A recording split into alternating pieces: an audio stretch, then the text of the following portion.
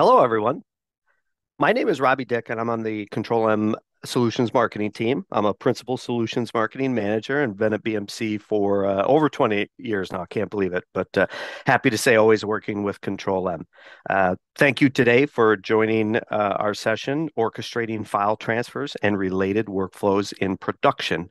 I'll spend the next 20 or so minutes going through some slides and potentially if there's questions, you can ask them through the platform and if I'm able to see them and can answer them myself at the end of the session, I will. If I can't get to them all or I'm unable to answer your specific question, don't panic. We'll have a transcript of it, and I'll do a little research, and then I'll be able to follow up in the next couple days. But uh, uh, without further ado, let's get to it. So. I'll spend just a couple minutes talking about why or uh, the benefits of managing file transfers with Control M. I spend just a slide or two talking about, in general, the highlights of the Control M file transfer capabilities. They've been around for a number of years now, so I'll kind of level set on where we're at or where we've been with the introduction of Control M managed file transfer a few years ago and where we're at now. And then the last half or so, I'll spend going into a little bit of detail on some of the newest capabilities in the file transfer solution. Specifically, that's in version 21, which we just announced a month or so ago. So uh, let's start with the why. So hopefully it's obvious to many, if not all of you, but you have very complex environments. You deliver a number of business services. Your organization uh, has dozens, hundreds, thousands, maybe even more business services that you help deliver. Fraud detection, marketing offers, customer billing, payment processing. I mean, the list really goes on and on. And in order to deliver those services on time, every time, in production at scale, you rely on a massive and ever-changing number of applications, data, and infrastructure items in your environment. So again, you see uh, just a small listing of some of those here. And of course, those services and the applications, data, and infrastructure that is used to help deliver them is supported by a number of different roles or people or team in the organization. And this is just the reality for every business, small, medium, large. It's a complex environment. Uh, New elements and roles and personas and infrastructure elements, applications being added all the time. But many systems of record or long time applications being in place. So it's a very complex environment, as you know. With Control M, really we attempt to give you an enterprise application workflow orchestration solution that helps lessen the noise a little bit and make it easier for those teams to deliver those business services using all of those components in the middle. So it just tries to give you a single point of control for all application related processing in your environment. And of course, file transfers remain a critical part of every business service that you deliver. That's always been the case. I know always it's hard to say what the future will look like, but I think file transfers are here to stay and it will continue to be a key part of every business service that you deliver. And just to finish off kind of on the why, so here you see, for those of you familiar with Control M, you see a screenshot here of a flow of jobs in Control M. Maybe the first couple of jobs are specifically file transfers.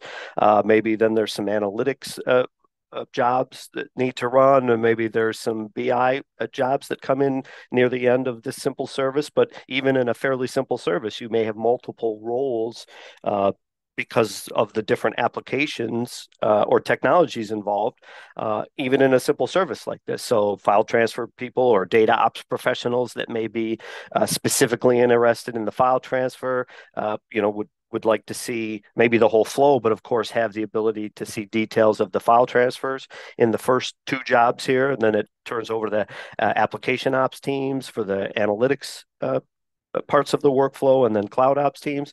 All the while, you have business owners or managers or business users that may need to see in an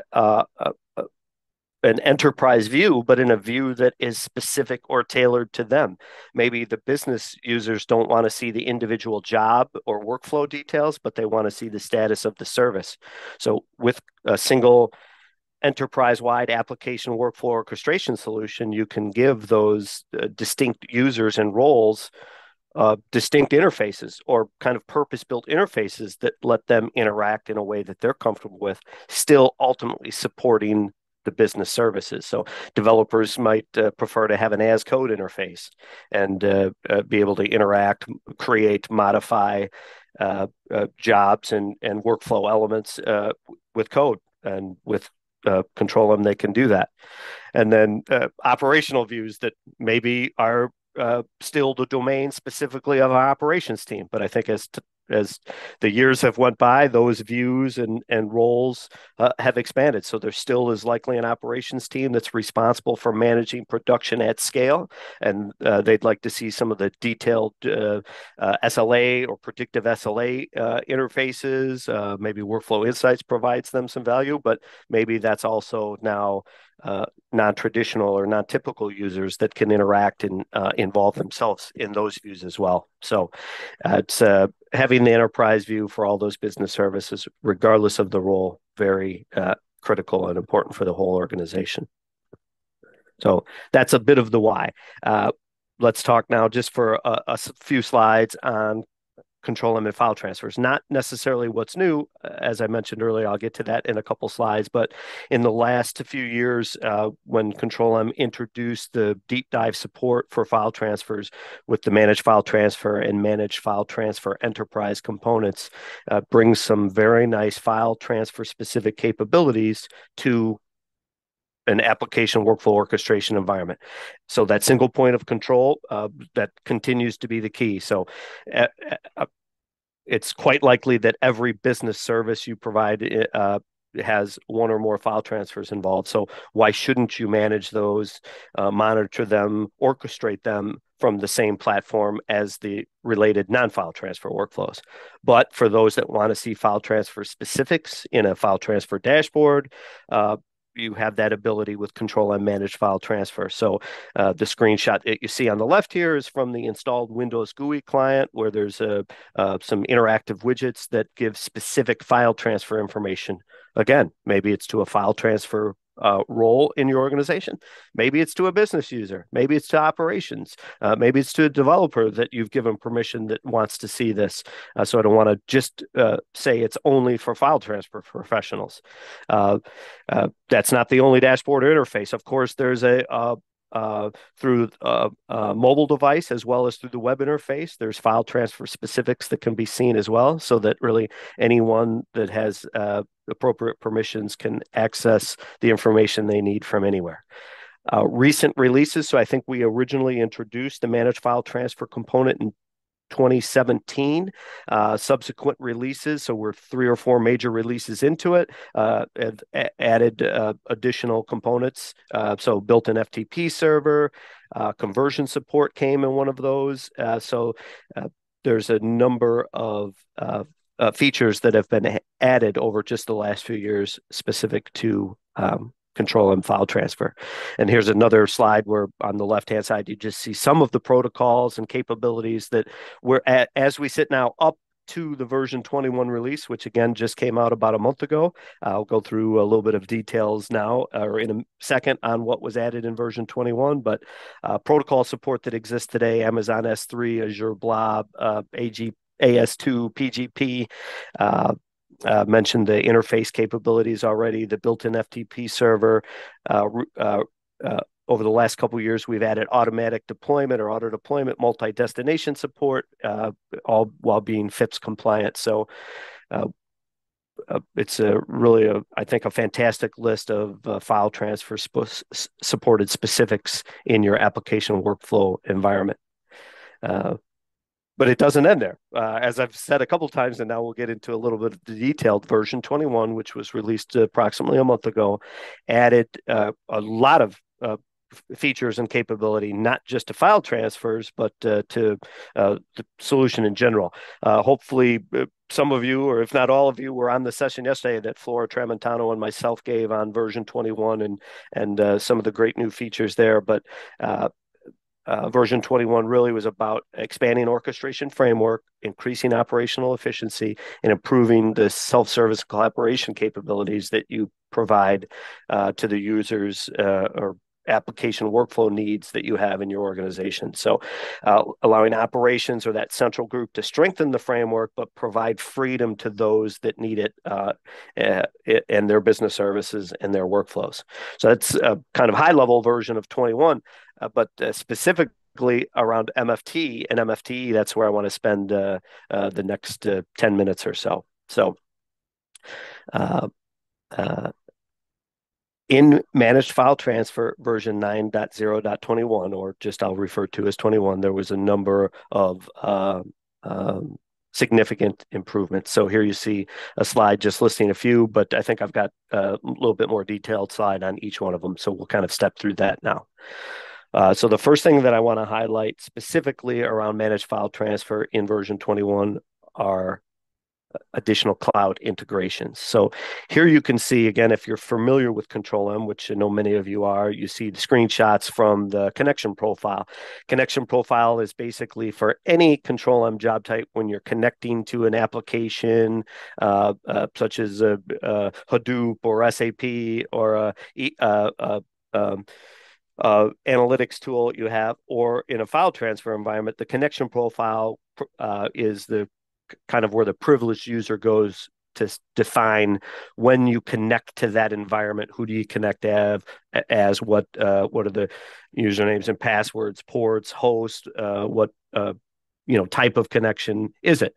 So that's the connection profile is kind of that one central spot to define the application specifics. And with version 21, we've added support specifically for Google Cloud Storage, Azure Data Lake Storage Gen 2, and AWS Private Link. So those three specific cloud storage options are now supported out of the box with version 21. So we had already supported S3 and Blob and a few other cloud specific storage services or environments, and version 21 adds to that list. So to configure that is really quite simple. It's as simple as installing the component and defining your connection profile accordingly, and that's it. You're connected. So cloud integrations now supported out of the box: Google Cloud Storage, Azure Data Lake Storage Gen 2, and AWS Private Link. Not only do we support those cloud storage services, but we support the connection and authentication and security to them in a modern way. So here you see kind of listed a laundry list of the support that version 21 brings from a security and authentication standpoint. So basically, IAM support for AWS as well as GCP is now provided out of the box, as well as managed identities in an Azure environment. So we're not just supporting those cloud storage services, but we're supporting authentication and security into them in a modern way, which should make your security roles at your organization quite happy, as well as control of administrators quite happy. So there's less hoops or really no hoops that you have to go through now to support modern authentication mechanisms into those cloud storage service environments. So again, should make your security folks at your organization quite happy. Another enhancement is in the source or destination file name operations section, specifically around the ability to more easily involve counters or file name information. So here you hopefully you can see a little bit of detail of the screenshot, but you can include now, I believe some of those file name operations were there before, but for sure hour, minute, second, millisecond, or unique identifier, and I believe even order ID are new options. So if the source or destination file name already exists or actions that you want to take after you transfer the file successfully in order to rename, you can do that quite easily now with these file name operation actions through the advanced dialog section of the managed file transfer job type. PGP encryption was also expanded on. It's We still don't include or bring with us in the control room environment the PGP encryption. That's still something you need to deploy and then configure. But so that hasn't changed. But now you have some more checkboxes or options in the control M uh, um, uh, uh, element definition where you can enforce encryption or decryption, PGP encryption or decryption in both local and network or on both sides of the file transfer.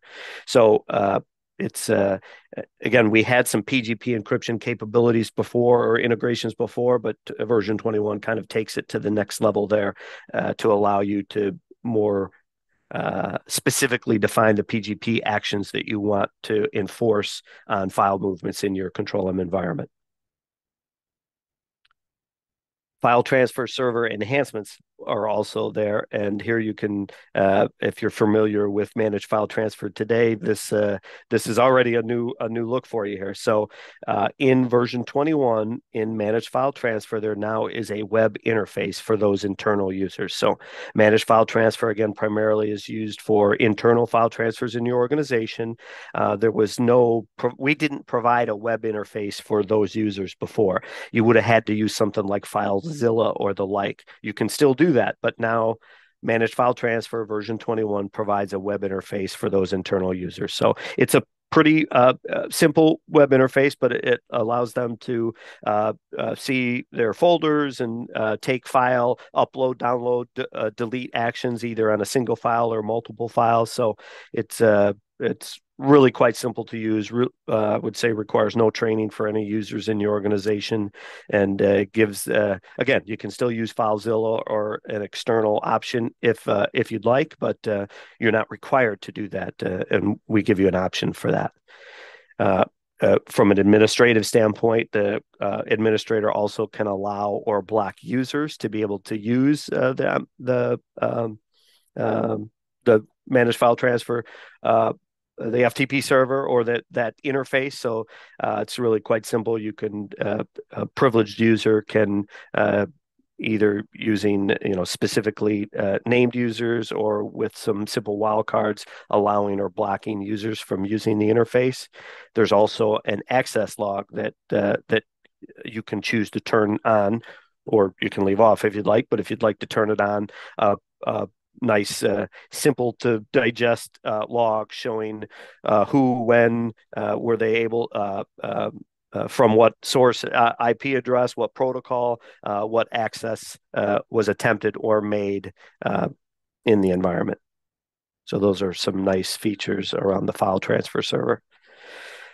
I'm not a security expert by any means, but there's a number of security enhancements that have been made in Managed File Transfer version 21. So here on the left-hand side, you kind of see a bit of a list. TLS 1.3 is now supported. We do by default unique encryption keys for each CM. So that's some changes from in the past, but and then you see a number of other options security wise there on the left hand side. So I'll leave that up for a second so you can consume that on your own by reading it just for a second.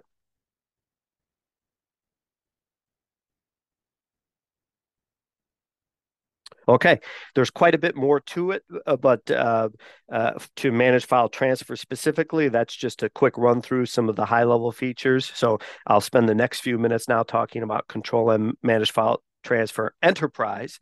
But before I go into the details of that, as I just said, there's a number of additional features. So as always, the product documentation or the what's new sections go into all the details of managed file transfer and as I said, many features that I didn't even mention here. Same goes for Managed File Transfer Enterprise. The next few slides will go into some details on that, but there's more even there than I have the ability or time to discuss here. But let's look at Managed File Transfer Enterprise for a second. So Managed File Transfer Enterprise is kind of, well, it's a purpose built for external file transfers. So managed file transfer, which we talked about for the last few slides, as I mentioned, really for internal file transfers in your organization. Managed file transfer enterprise has all of the capabilities of managed file transfer, but it adds some additional items and purpose-built components, specifically the B2B hub and the B2B gateway for managing external to your organization file transfers. So that was introduced 3 or so years ago, Managed File Transfer Enterprise. So just a level set there. It, of course, as well has some additional features in version 21 that I want to spend a few minutes on. So here again is a little bit of a laundry list, but I think I've got slides on most of those. So we'll look at a little detail now, specifically for Managed File Transfer Enterprise. One of those is user lockout. So for external users, you now administratively have quite nice capabilities to lock out users either individually, as a group, or en masse. You can do that. You can define specific reasons that an automatic lockout will occur, like after 3 consecutive login attempt failures within 10 minutes, after some amount of inactivity where a user hasn't logged in at all. Of course, if their password has expired and they've not changed it, then that would also generate an automatic lockout. And of course, manual lockouts as well, as I mentioned at the beginning. But all those capabilities now exist in the Managed File Transfer Enterprise version 21 release. Many of those features are also available to be done in an as code way as well. So the automation API, you can lock a user, unlock a user, or unlock all users. And there's also email notification whenever a user is automatically locked out by a system, by the system. The administrator will be alerted to that. So again, Managed File Transfer Enterprise specifically around external users, and here we're talking about users that are outside of your organization, maybe at partner companies or at companies that you have a relationship with, and they need to transfer files. But now you have some very modern, nice abilities to be able to control their access and password information. Specifically around the password, there are also, as you would expect, some much improved password policy mechanisms in place as well. So as the administrator, you can define a password expiration in 90 days, let's say, or I think you have the ability to do days, hours, or some additional options there. So password expiration time, password complexity. So hopefully on the screenshot on the far right-hand side, you can kind of see some of the details there, but you also have the ability to enforce complexity rules. So if that's turned on and then a user attempts to set their password or change their password, the screen that popped up here on the more of the center screen, the screenshot on the left, that's something that the user would see. So if you've said enforce complexity rules, which is that first checkbox on the bottom 3 on the far right-hand side screenshot, then that's what the user would see. So they would be kind of told, here's the password complexity rules you must follow while you're setting your new password. So it's administratively quite nice, and also quite nice for the user, because it leaves no chance for error or guessing, or it kind of surfaces exactly what they need to do. A password can be generated automatically if you turn that option on, and then for, let's say, first-time onboarding of those external users, there's some email templates where you can send to them an onboarding template. So they'll get an email that kind of says, okay, you're a new user in this file transfer environment. Here are the specifics, your username, your password. You can template if it's required that they change at first login or they have 90 days before their password expires. You can kind of template that out and then auto generate an email that you might make very few or minimal modifications to for all of your external users as you onboard them into the file transfer interface and environment. So look for those in version 21. Also in version 21 in Managed File Transfer Enterprise, much like in Managed File Transfer, which again is for internal file transfer management, I mentioned there that there is a new web interface. There's also a redone interface for users in Managed File Transfer Enterprise. So Managed File Transfer Enterprise already had a simple web interface for users to interact with, but that has been completely redone as of version 21. So here you can see a couple screenshots of what that interface looks like in version 21. So newly redone, modern infrastructure and user interface with improved security and improved user capabilities as well. So users can log in, they immediately can see the folder structure that they're permissioned to see and navigate that accordingly with just a couple clicks.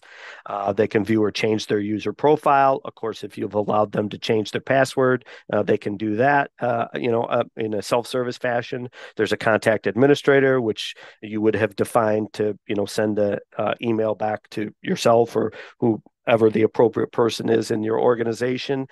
So they can take uh, uh, multiple file actions through this interface as well. They'll see the last time that they logged in. So it's really, it's still quite a simple interface, but it's quite a bit more functional than it was in the past. I think requires little, quite honestly, I think it requires no training. So for those external users that need to interact with the file transfers in the external enterprise type transfers in your environment, it's I think going to be a welcome addition for them and easily administered by you. That web interface also can be customized now. So in the prior release, uh, we had heard some customer feedback that since there was no customization capabilities of that interface, when those external users were logging in, they were a little bit confused or concerned or off put by what they were seeing. They were seeing what looked like a control M screen, a web interface login screen, and they're external users to your organization. They may know nothing of control M. So it was a little bit raising red flags maybe in some cases. So you now have the ability to customize that interface so that when external users access it, they see something maybe that they're expecting to see and raise fewer or if any red flags and let them plug in and do what they need to do without generating a bunch of back and forth or I'm confused by what this interface looks like or why it looks like this. So the ability to change colors or the layout or the logo, change from dark to light settings, that's all able to be done by the file transfer or control M administrator in your environment. And there you see a little bit of the details of where those items are stored. Okay. I've just got another minute or two left. So uh, uh, let me, but I've got just a slide or two left. So I think I'll be able to finish correctly here. Transfer Manager is also another new part of the interface in version 21 MFTE. So the Transfer Manager, as hopefully you can make out a little bit of the detail here, all uploads and downloads in a specific session are stored and able to be visualized in that Transfer Manager. Through the Transfer Manager, multiple files can be uploaded or downloaded and directories. Multi-threaded transfers are now supported, so 4 transfers at a time. Before there could be, they would be in at one at a time, one after another sequentially. But now 4 transfers can occur at a time, so that And if there's an error or an issue, then notification is also uh, uh, easily surfaced and identifiable through the transfer manager, so you can tell if the transfers have succeeded or failed, and if they failed, given a bit of reason. So as you can see here, the file name does not match the file pattern rule. So there is a rule that's been written that says the file name must meet a certain file pattern or structure, and this file name doesn't meet that pattern. So the file transfer upload has failed. So really quite easy way to interact and uh, for external users to understand uh, what's going on in the file transfer environment.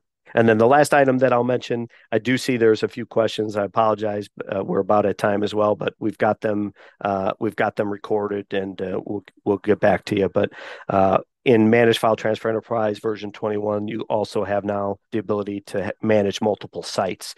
So a single MFTE installation can have one or more hubs and or gateways, and if you create multiple of those, you can create a site per Control M server.